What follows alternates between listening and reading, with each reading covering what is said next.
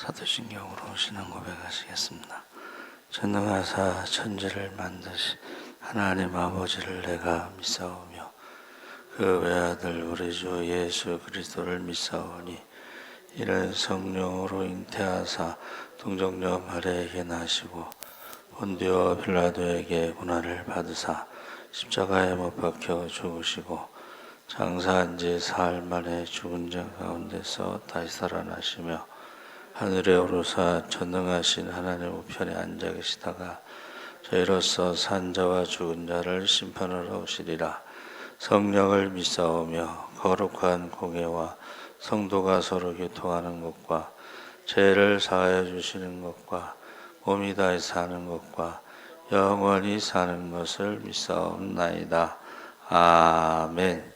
찬송가 425장 찬송하시겠습니다.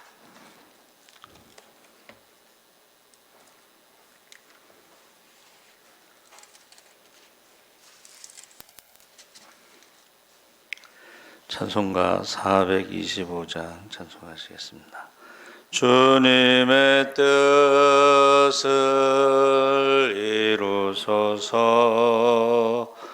고요한 중에 기다리니 진흙과 같은 날 빚으사 주님의 형상 만드소서. 주님의 뜻을 이루소서. 주님 발 앞에 엎드리니 나의 맘속을 살피시사 눈보다 희게 하옵소서.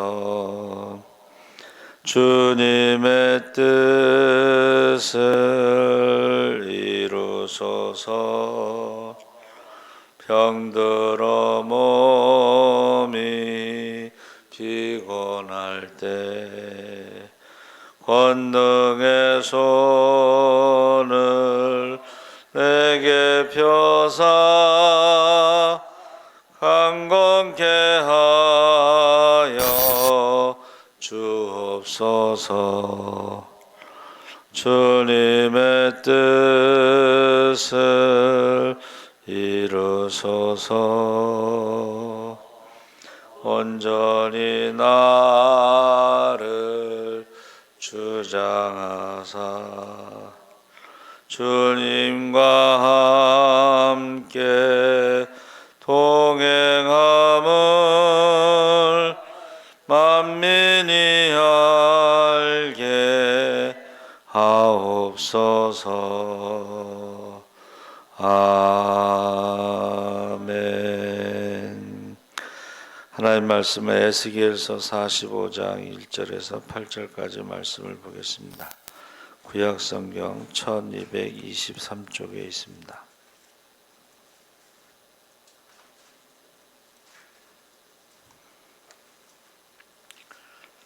에스겔서 45장 1절에서 8절 1223쪽에 있습니다. 우리 다 같이 읽겠습니다. 너희는 제비 뽑아 땅을 나누어 기업으로 삼을 때에 한 구역을 거룩한 땅으로 삼아 여호와께 예물로 드릴지니 그 길이는 25,000척이요 너비는 10,000척이라. 그 구역의 안 전부가 거룩하리라. 그 중에서 성소에 속할 땅은 길이가 500척이요 너비가 500척이니 네모가 반듯하며 그 외에 사방 50척으로 전원이 되게 하되 이 측량한 가운데에서 길이는 25,000척을 너비는 10,000척을 측량하고 그 안에 성소를 둘지니 지극히 거룩한 곳이요 그곳은 성소에 수종드는 제사장들 곧 하나님께 가까이 나아가서 수종드는 자들에게 주는 거룩한 땅이니 그들이 집을 지을 땅이며 성소를 위한 거룩한 곳이라. 또 길이는 25,000척을 너비는 10,000척을 측량하여 성전에서 수종드는 레위 사람에게 돌려 그들의 거주지를 삼아 마을 20을 세우게 하고 구별한 거룩한 구역 옆에 너비는 5,000척을 길이는 25,000척을 측량하여 성읍의 기지로 삼아 이스라엘 온 족속에게 돌리고 드린 거룩한 구역과 성읍의 된 땅의 좌우편 곧 드린 거룩한 구역의 옆과 성읍의 기지 옆에 땅을 왕에게 돌리되 서쪽으로 향하여 서쪽 국경까지와 동쪽으로 향하여 동쪽 국경까지니 그 길이가 구역 하나와 서로 같을지니라. 이 땅을 왕에게 돌려 이스라엘 가운데 기업으로 삼게 하면 나의 왕들이 다시는 내 백성을 압제하지 아니하리라. 그 나머지 땅은 이스라엘 족속에게 그 지파대로 줄지니라. 아멘. 할렐루야. 좋은 아침입니다. 잘 오셨습니다. 감사합니다. 오늘 말씀의 제목은 새 땅, 통치와 절기입니다. 에스겔의 마지막 부분인 40장에서 48장은 새 성전과 새 제사, 새 땅에 대한 증거하고 있습니다. 그 중에서 이제 40장에서 43장은 새 성전에 관한 말씀이고 44장에서 46장은 새 제사에 대한 내용입니다. 44장에서는 예배를 받으시는 하나님의 영원한 임재를 나타내는 동문 폐쇄 명령과 이 예배를 인도하고 주재하는 사독 계열의 제사장의 직무 수행과 다양한 규례 등에 대해서 말씀하고 있습니다. 그래서 오늘 본문 새 땅의 통치와 절기에 대해서 1절과 8절에 그 새 땅에 대해서 너희는 제비를 뽑아 땅을 나누어 기업으로 삼을 때에, 그래서 지금 에스겔서가 말하고 있는 것은 바벨론 포로로 잡혀간 지 25년이 됐고 성전이 파괴된 건 14년이 됐습니다. 그러니까 바벨론에 잡혀갈 때는 1차, 2차, 3차고 3차 때 이제 성전이 파괴되죠.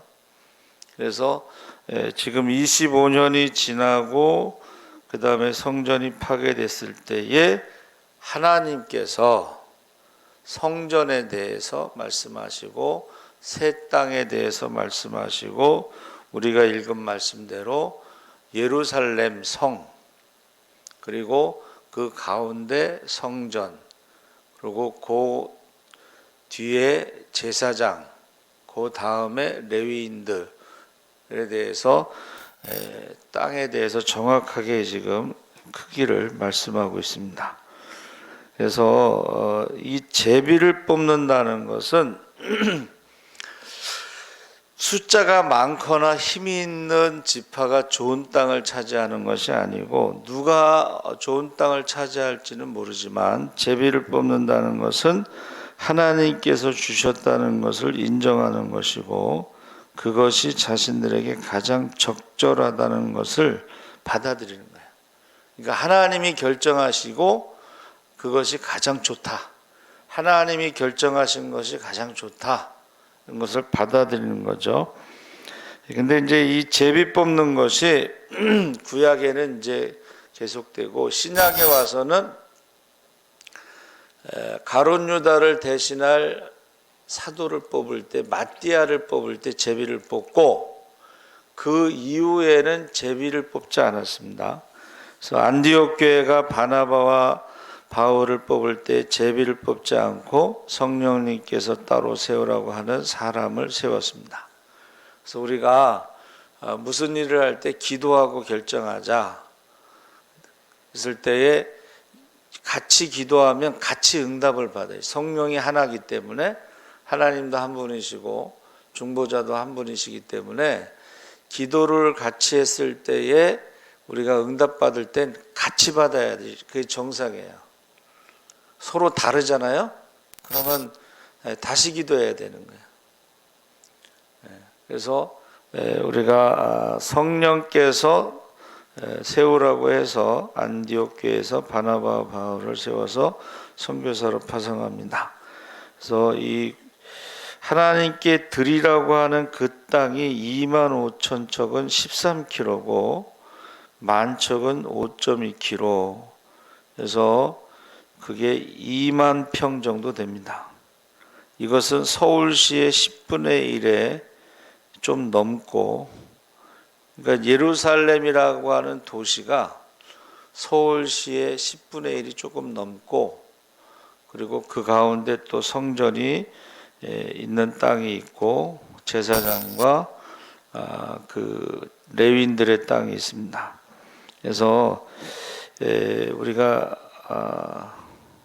이제 교회에서도 이제 그 전에는 이제 담임 목사님과 부목사들에게 사택을 제공했어요.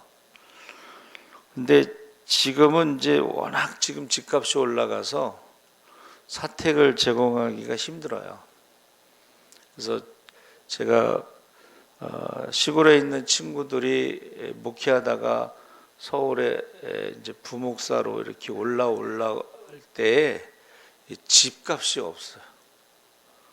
그래서 우리도 제가 이제 은퇴할 때 후임자가 올 때에 이 사택 문제가 있어요. 그래서 요번에 이제 사택에 1억을 이제 준비했어요. 그리고 이제 또 이제 은퇴할 때쯤 되면 점점 이렇게 사택을 준비할 수 있는 돈을 마련해야지 우리가 우리 후임자를 뽑을 때도 세울 때도 청빙할 때도 좀 더 선택의 폭이 넓어지는 거죠.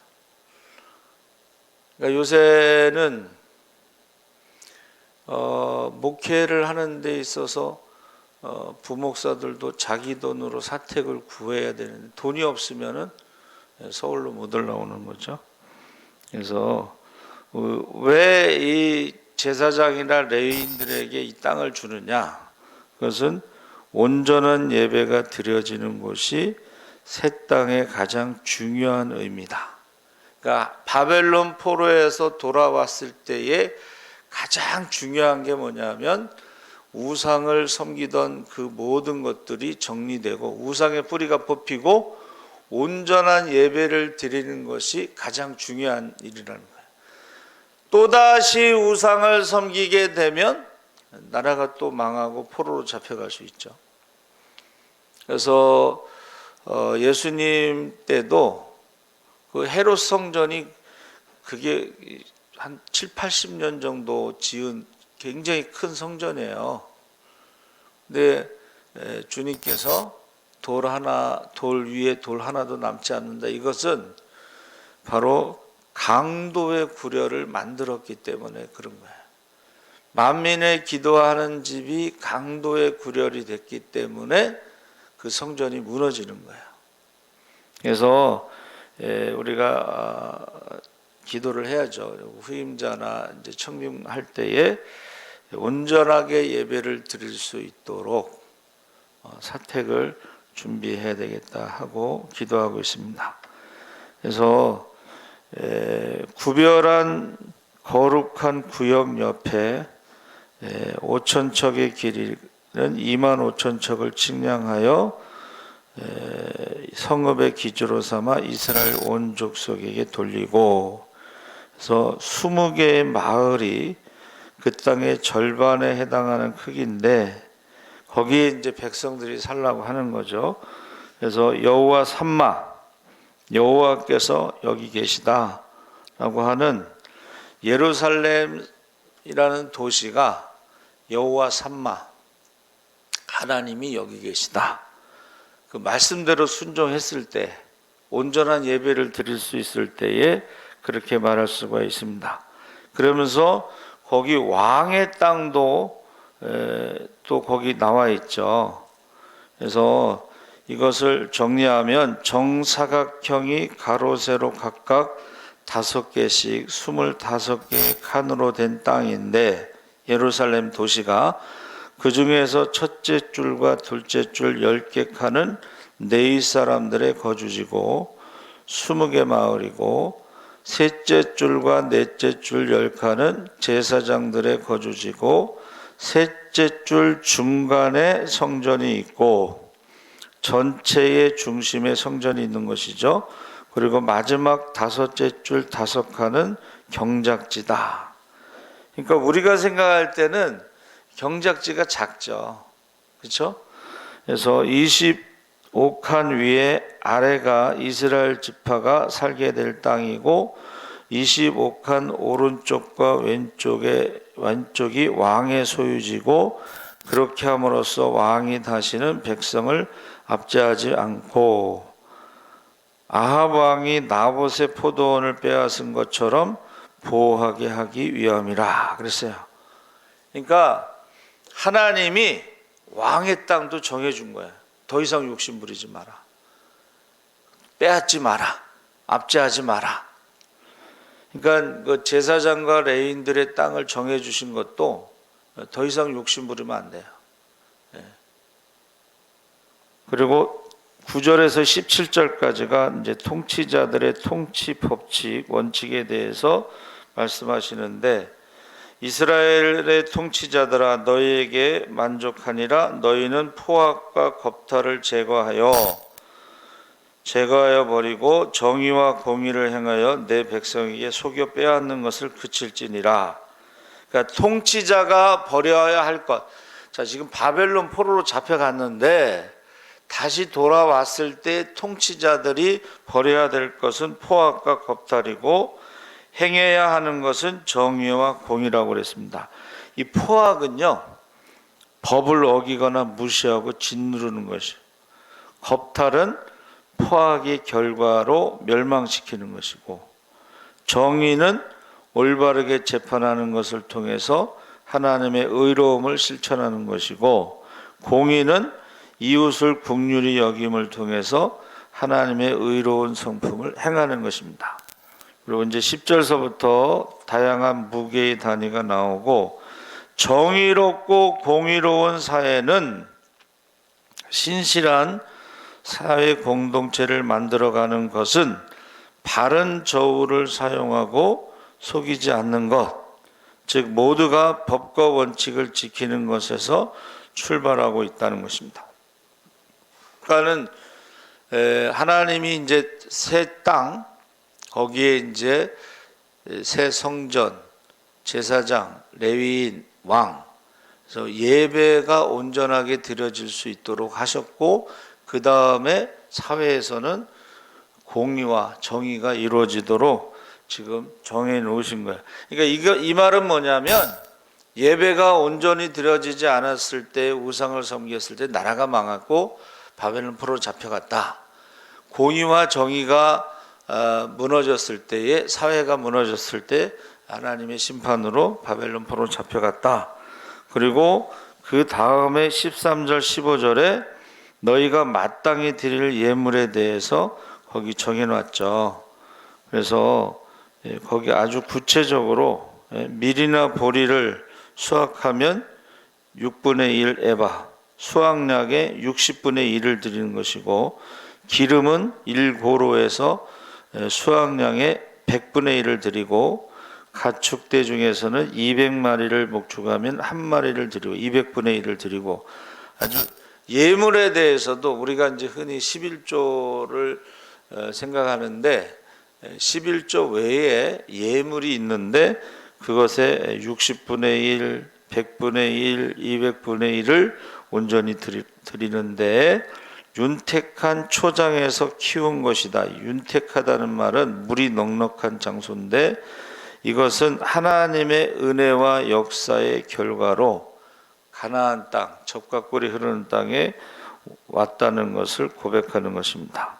그러면서 여러분이 중요한 대목이 있는데 16절 17절에 이 예물을 이스라엘 군주에게 드리고 군주의 본분은 번제와 소제와 전제를 명절과 초하루와 안식일과 이스라엘 족속의 모든 정한 명절에 갖추는 것이니, 이 제사장이 드리는 게 아니고 왕이 드리라는 거예요. 왕에게 아까 말한 60분의 1, 100분의 1, 200분의 1을 드리면 그것을 왕이 하나님 앞에 드리는 것인데, 그러니까 제사장에게 드리는 것이 아니고 왕에게 드려서 왕이 이제 그 예물을 가지고 제사장에게 가서 그 절기나 예배를 드리는 것이죠. 그래서 왕도 섬기는 사람으로, 예배자의 모습으로. 그러니까 그 전에 황제도 세례받지 않으면 예배를 못 드리겠단 말이에요. 그러니까 왕도 어떻게 해요? 섬기는 자로, 왕에게 그것을 주면 그 왕이 제사장 앞에 가서 예배를 드릴 수 있도록 해라, 이렇게 말하고, 구체적으로 이제 18절에서 25절에 유월절과 초막절 이런 것을 드리는데 거기 나와 있습니다. 그래서 여호와께서 이같이 말씀하셨느니라. 18절에 첫째 달 초하루, 유월절이죠. 그리고 그 달 7일에는 드리라 했을 때 그 달 7일 초하루와 7일에 흠없는 수송아지 한 마리를 드리다. 무교절 아시죠? 유월절은 그 밤을 말하고, 무교절은 이제 유월절이 지난서부터 일주일을 무교절인데, 무교절이라는 것은 이제 무교병으로 드리는 거죠. 누룩 없는 떡. 그리고 일곱째 달 15째 날에 7일 동안 명절을 지켜. 일곱째 달이라는 것은 이게 대속죄일을 말하는 것입니다. 대속죄일. 그래서 이 절기를 통해서 하나님의 은혜를 잊지 않는 것이죠. 지금 포로 생활 25년, 성전이 무너진 지 14년 됐을 때에 이 성전과 제사장과 레위인과 그리고 절기와 이런 예물을 말하는 건 뭐예요? 반드시 돌아간다는 것을 말하는 거예요. 그러니까 지금도요, 유대인들은 어떻게 해요? 지금 예루살렘 성전이 무슬림이 지금 차지하고 있어요. 그리고 통곡의 벽만 이스라엘이 이제 차지하고 있는 거예요. 그래서 그들은 이스라엘의 독립을 이 나라의 독립으로 생각하지 않고 예루살렘 성전에서 제사 지낼 수 있는 것이 이스라엘의 독립으로 보는 거예요. 영적으로, 믿음으로. 그러면 어떻게 해요? 그 독립이 됐을 때에 예루살렘 성전에서 제사를 드릴 수 있도록 지금 학교를 세워가지고 제사장 교육을 시키고 있는 거예요, 지금. 지금 바벨론 포로에서 제사장과 레위인들 교육시키고, 그들에게 돌아가서 제사를 온전히 드릴 수 있도록 땅을 주고, 그 다음에 마을을 주고, 경작지를 주고, 그런 것들을 지금 말씀하시는 것은 반드시 돌아간다는 확신을 심어주는 것입니다. 그래서 이 공정이라는 말을 제가 찾아봤는데, 공정이라는 말이 공예배라는 뜻이 있어요. 공예배. 그리고 정이라는 것은 바로잡다, 이런 뜻이 있어요.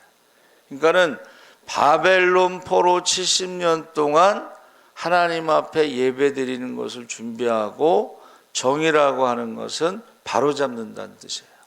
그러니까 70년이라는 세월이 이제 우리가 30세를 1세대로 잡으면 한 2세대 이렇게 볼 수가 있는데, 그 정도 되면 이제 우상의 뿌리가 뽑히고, 에스라 학사기엄 제사장은 왜 나라가 망했는가를 연구하다가 정체성을 상실했기 때문에, 하나님의 백성으로서 우상을 섬겼기 때문에 하나님께서 기뻐하시는 공의와 정의가 무너졌기 때문에, 그래서 사람 이름들이 많이 나오는 것은 그 정체성이에요. 족보. 족보. 그래서 그것이 이제 약속하신 대로 70년 후에 돌아올 때는 이미 수룹바벨 성전, 1차 귀환에서 수룹바벨 성전이 건축되고, 그 다음에 돌아올 때는 도로가 건설되고, 그러면서 찬양하면서 돌아오고 많은 사람들이 이스라엘의 하나님을 두려워하고 경배하러 왔다. 이제 그랬어요. 그러니까 성경에는요, 월드 비전이 있는 거야. 이스라엘 백성들만 돌아와서 예배드리는 것이 아니고 이방인들도 이스라엘을 통해서 하나님에 대해서 말씀하신 대로 성취된 것을 보면서 와서 예물을 가지고 예루살렘 성전에서 제사를 지내는데, 경배하는데 너무 많이 와서 24시간 365일 성전문을 닫지 못했다 그랬어요. 그래서 여러분, 우리가 지금 비대면 예배다, 예배 못 드리고 있는데 하나님께서 이 말씀을 주신 거예요. 우리는 하나님께서 우상 섬기는 것을 다 뿌리를 뽑으시고 회개하게 하시고 온전히 예배드리도록 하시고, 안 믿는 사람들도 하나님이 살아계시구나 하는 것을 통해서 안 믿는 사람들도 교회에 와서 정말 24시간 365일 항상 교회 문이 열려 있고 누구든지 만민의 기도하는 집으로 기도하는 그런 비전을, 그 약속을 믿으시고 기도하시기 바랍니다. 아멘. 살아계신 하나님 아버지 감사합니다. 지금 우리가 바벨론 포로처럼 아무것도 할 수 없지만, 성전이 무너졌지만, 그러나 하나님께서 이제 새로운 비전을 주셨습니다. 새로운 마음을 주시고 새로운 영을 부어주시고 새로운 성전을 허락하시고 새로운 온전한 예배를 드릴 수 있도록 모든 것을 말씀하셨사오니 우리가 말씀대로 기도하게 하여 주시옵소서. 감사하며 예수님의 이름으로 기도합나이다. 아멘. 하늘에 계신 우리 아버지여, 이름이 거룩히 여김을 받으시오며 나라의 임하옵시며 뜻이 하늘에서 이룬 것 같이 땅에서도 이루어지이다. 오늘날 우리에게 일용할 양식을 주옵시고 우리가 우리에게 죄 지은 자를 사하여 준 것 같이 사하여 주옵시고 우리를 시험에 들게 하지 마옵시고 다만 악에서 구하옵소서.